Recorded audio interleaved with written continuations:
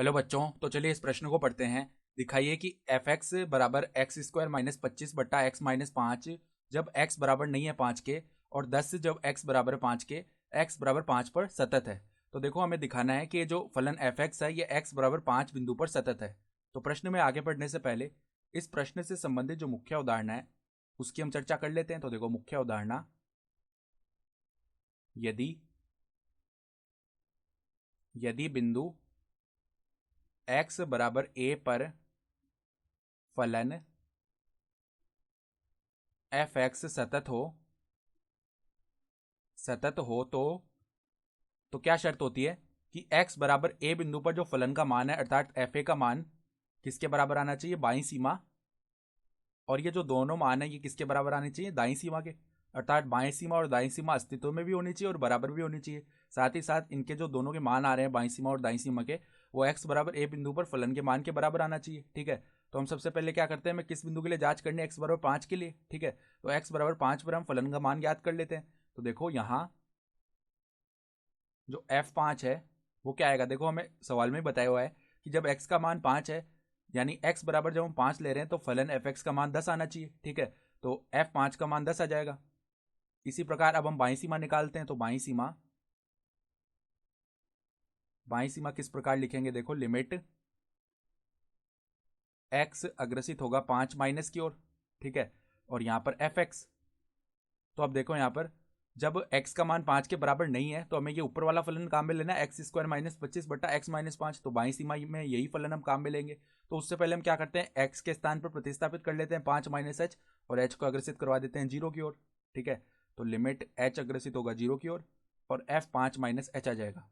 ठीक है, तो अब देखो 5 माइनस एच रख लेते हैं ऊपर वाले फलन में। तो ये क्या बनेगा, लिमिट h अग्रसित होगा 0 की ओर, और यहाँ पर पहले 5 माइनस एच का स्क्वायर माइनस में 25 बट्टा में क्या है 5 माइनस एच माइनस में 5। ठीक है, तो देखो इसका मान क्या बनेगा, लिमिट एच अग्रसित होगा 0 की ओर, इसको a माइनस बी के वर्ग की तरह खोलेंगे तो 25 प्लस में एच स्क्वायर माइनस में 10h हो गया और माइनस में 25 है।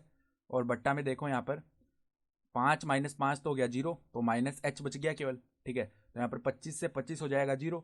ऊपर से हम क्या कर सकते हैं, एच को उभयनिष्ठ निकाल सकते हैं। ठीक है, तो एच को उभयनिष्ठ निकाल लिया तो लिमिट एच अग्रसित होगा 0 की ओर, यहाँ पर एच उभयनिष्ठ लिया तो एच माइनस 10 बच गया, और बट्टा में क्या है, माइनस का एच। तो यहाँ पर देखो एच से एच भाग हो जाएगा तो माइनस का एच माइनस 10 बचेगा, अर्थात 10 माइनस एच लिख सकते हैं उसे। ठीक है, तो देखो क्या बनी बाईं सीमा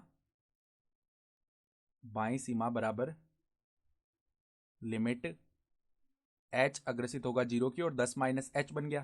तो देखो, एच जब 0 की ओर अग्रसित होगा तो इसका मान 10 माइनस 0 बनेगा, अर्थात बाईं सीमा का मान आ गया 10। ठीक है, अब हम दाईं सीमा निकाल लेते हैं। तो दाईं सीमा बराबर में लिमिट एक्स अग्रसित होगा 5 प्लस की ओर एफ एक्स। तो अब देखो, एक्स के स्थान पर हम 5 प्लस एच प्रतिस्थापित कर लेते हैं तो लिमिट एच अग्रसित हो जाएगा 0 की ओर, और यहाँ पर एफ 5 प्लस एच आ जाएगा। तो अब देखो, फलन में मान रख लेते हैं हम फलन के अंदर। तो लिमिट एच अग्रसित होगा 0 की ओर 5 प्लस एच का वर्ग, फिर देखो एक्स स्क्वायर माइनस 25 है तो माइनस 25 बट्टा में 5 प्लस एच माइनस 5।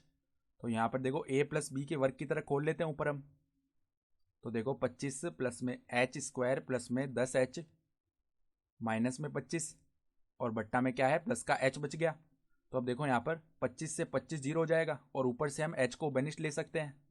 तो लिमिट h अग्रसित होगा 0 की ओर, यहाँ से h को बेनिस्ट कर लिया तो h प्लस में 10 बचा, और बट्टा में h है तो h से h भाग हो जाएगा और h को हम 0 की ओर भी अग्रसित करवा लेते हैं। ठीक है, तो यहाँ पर 10 प्लस 0 बनेगा, अर्थात इसका मान भी 10 आ गया। तो स्पष्टतः हम क्या देख पा रहे हैं कि x बराबर 5 पर जो फलन का मान आ रहा है अर्थात 10, वो बाईं सीमा और दाईं सीमा के बराबर है। तो देखो, स्पष्टतः f5 का जो मान है वो बराबर है किसके, बाईं सीमा, और ये दोनों मान बराबर है दाईं सीमा के।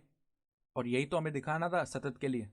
अतः हम क्या बोल सकते हैं, अतः x बराबर 5 पर एफ एक्स सतत है। ठीक है, और यही मैं दर्शाना भी था। तो आशा करता हूं कि आपको यह प्रश्न समझ में आया होगा। धन्यवाद।